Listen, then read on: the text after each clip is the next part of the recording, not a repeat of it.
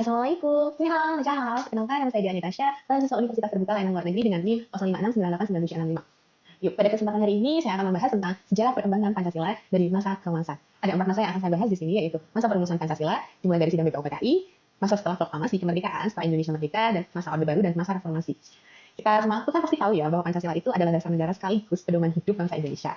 Dan nilai-nilainya itu menjadi arahan dalam berpikir, bersikap, dan bertindak bagi seluruh rakyat Indonesia. Namun Pancasila yang kita kenal tuh enggak muncul begitu aja loh teman-teman, yaitu lahir melalui proses yang panjang dan perjuangan para pendiri bangsa.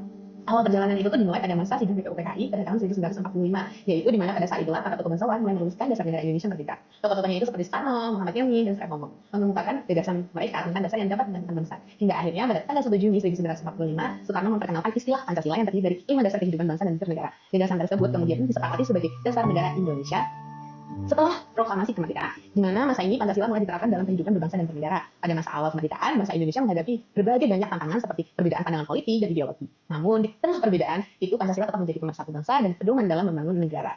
Kemudian kita masuk pada masa Orde Baru, di mana pemerintah itu menegaskan kembali bahwa Pancasila sebagai asas tunggal dalam kehidupan politik. Nilai-nilai Pancasila diperkenalkan melalui program P4, yaitu pedoman, penghayatan, pengamalan, dan Pancasila, agar setiap warga negara memahami dan mengamalkan nilai-nilai luhur tersebut. Namun dalam prakteknya, penerapan Pancasila itu sering hanya bersifat formal, belum sepenuhnya dihayati dalam kehidupan sehari-hari. Pada akhirnya terbitlah masa reformasi, yaitu Pancasila kembali dimaknai secara lebih terbuka. Bangsa Indonesia berupaya menemukan kembali semangat untuk mengamalkan nilai-nilai Pancasila secara nyata.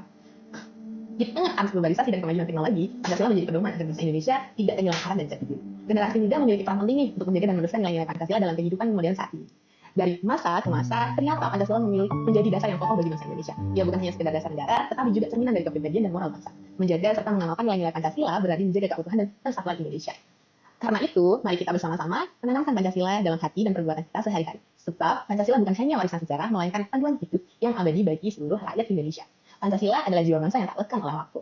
Sekian yang bisa saya sampaikan. Jangan lupa like, share, dan komen ya. Salam Pancasila, salam toleransi. Wassalamualaikum warahmatullahi wabarakatuh. Zaijian, bye-bye.